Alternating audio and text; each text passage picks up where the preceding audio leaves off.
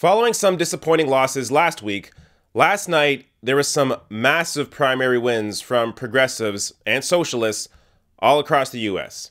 So in this video, I'm going to cover some smaller state primary wins and also some bigger congressional primary wins in Oregon, Pennsylvania, Idaho, and Nebraska. So let's start off with Oregon. So this headline from the Oregonian says it all. Liberal Democrats' primary wins could push legislature further to the left. Now, one of the wins here that I want to highlight is from Shemia Fagan, who won Senate District 24 and defeated five-time Democratic incumbent Rod Monroe, who was backed by big real estate money. And she defeated him 62 to 25. Now, as the Oregonian points out, Fagan made affordable housing her top priority and said she would put an end to no-cause evictions and allow cities to enact rent controls. So, even though Fagan was going up against a five-term Democratic incumbent, somebody who was backed by big real estate money, who was backed by the Democratic establishment, she was able to defeat him with people power, with a message that resonated with real voters. Now, this next win I want to highlight here is from Jeff Golden, who won Senate District 3 in a four-way race. Now, when you visit his website and look at the issues that he supports, he's a clear progressive. But one of the points on his site that I think is so well communicated is this special interest money page. So he has a website or a web page on his website dedicated to pointing out how special interest money has destroyed politics in America. Now, this is an idea that I think more candidates should adopt, and it would help them really set themselves apart from the establishment candidates that they're running up against. Now, the next state I want to go to here is Pennsylvania. So, as The Hill reported, 4 socialist-backed candidates win Pennsylvania legislative primaries. In the Pittsburgh area, Summer Lee and Sarah Innamorato, Democrats who are both members of the Democratic Socialists of America, won primaries for State House Districts 34 and 21. Lee and Innamorato defeated state reps Paul Costa and Dom Costa, who are actually both cousins and both Democrats. They do not have Republican opponents in the general election. And in Philadelphia, Democrats Elizabeth Fiedler and Kristen Seal won legislative primaries for House Districts 184 and 168. Fiedler does not have a GOP opponent in the general election, while Seal will take on Representative Christopher Quinn. Now, these are wins from socialists, from people who are openly backed by the Democratic Socialists of America. We're told that progressives can't even win. But here are 4 women, all backed by the DSA, who won their race against establishment Democrats. Now, one of the winners here I want to highlight is Summer Lee. So Summer Lee is a lifelong resident of the 34th District. She's a Howard University School of Law graduate specializing in civil rights and constitutional law, and has worked in her community as a labor organizer, advocating for workers' rights and a $15 minimum wage. And as her website shows, she ran a very progressive platform, including issues like criminal justice reform, free high-quality public education pre-K through college, healthcare for all, and a millionaire's tax. Now, another big primary win in this state that I want to highlight is the Bernie Sanders-backed candidate for Lieutenant Governor, John Fetterman, who pulled off an upset victory over Democrat Mike Stack, the first lieutenant governor in modern Pennsylvania history to lose a re-election in a primary. And he lost it to this Bernie-backed progressive. Now moving on to a big congressional win in Pennsylvania, Jess King, who ran unopposed after her fellow Democratic candidate dropped out of the race a few months ago, she won the Democratic primary for Pennsylvania's 11th district. And King was backed by Bernie Sanders, Justice Democrats, Our Revolution, and the Working Families Party. And here's the statement that she put out on Twitter after her win. I'm humbled by the work thousands of volunteers and supporters have been doing to build this campaign, and I am honored to be the Democratic nominee for Congress in Pennsylvania's 11th district. I decided to run for Congress because I was sick and tired of working my heart out for working people, only to see us fall further behind. Paul Ryan and the DC establishment have rewritten the rules for our economy to favor Wall Street and corporate executives. They have voted to rob millions of Americans of our health care and then passed a massive tax giveaway to the biggest corporations. We need to level the playing field for working families. That's why, if elected to Congress, I will work to pass Medicare for all, create millions of family-sustaining jobs, get big money out of politics, and break up corporate monopolies.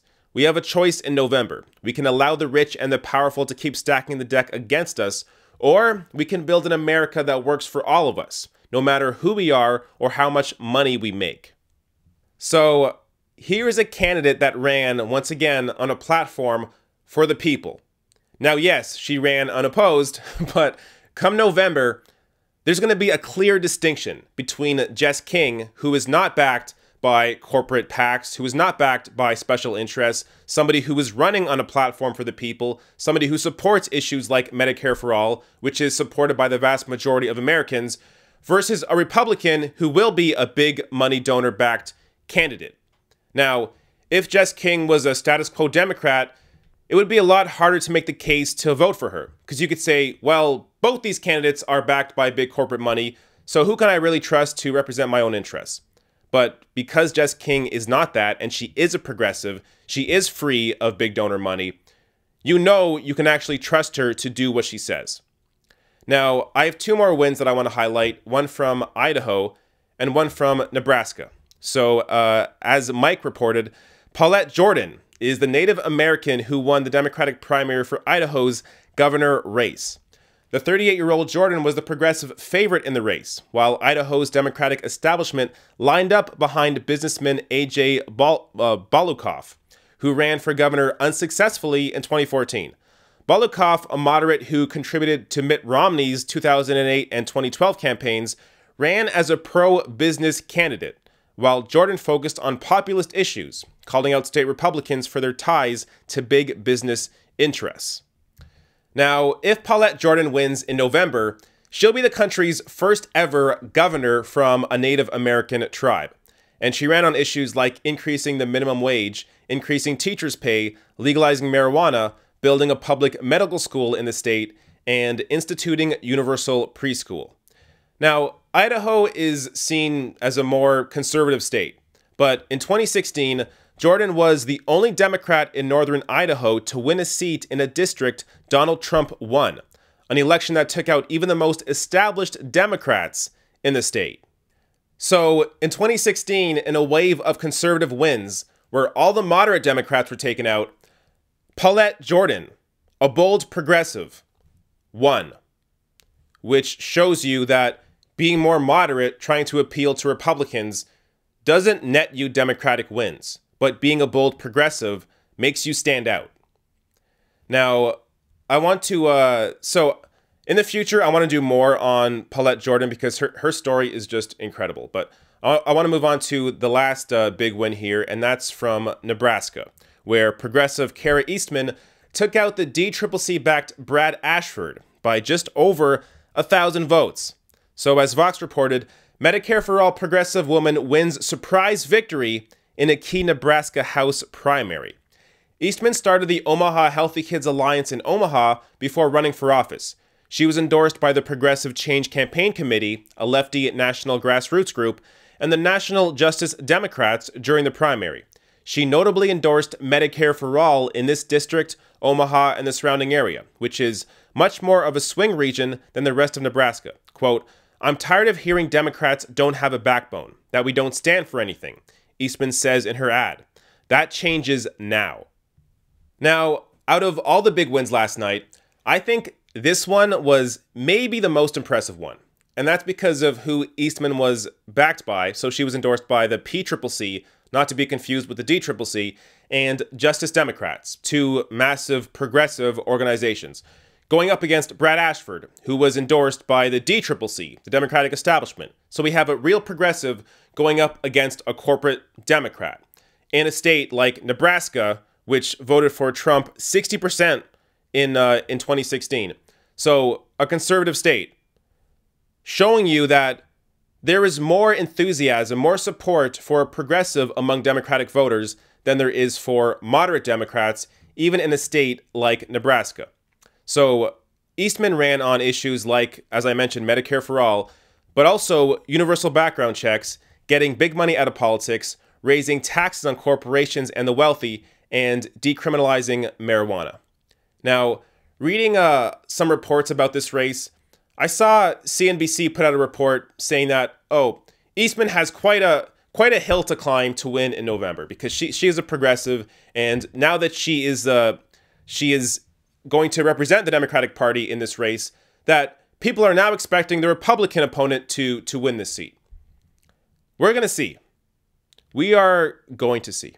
So I wouldn't, I'm not going to say it's going to be, she's going to win for sure, but you have to understand that these kinds of voters haven't been talked to for years. The Democratic Party and the Republican Party have both been going after sort of the same voter base, people who are moderates or right-wingers. The Democratic Party hasn't tried to go after left-wing voters. And now that we're going to have some candidates like Eastman out there going after left-wing voters, people are going to be surprised at how many left-wingers there really are in the country. So if you happen to be in Nebraska, get out the vote. Make sure you vote for Eastman. And look, a lot of these wins they're good. They're good right now.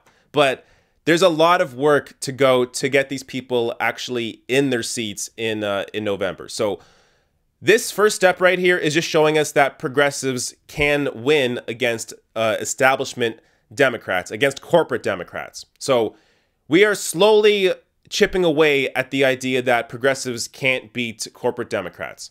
Clearly, they can. Now, the next narrative that we have to defeat is, can these candidates defeat Republicans? Let's wait and see. Hey, if you like this video, hit that subscribe button below and consider throwing me a few bucks on Patreon at patreon.com/therationalnational or therationalnational.com/join.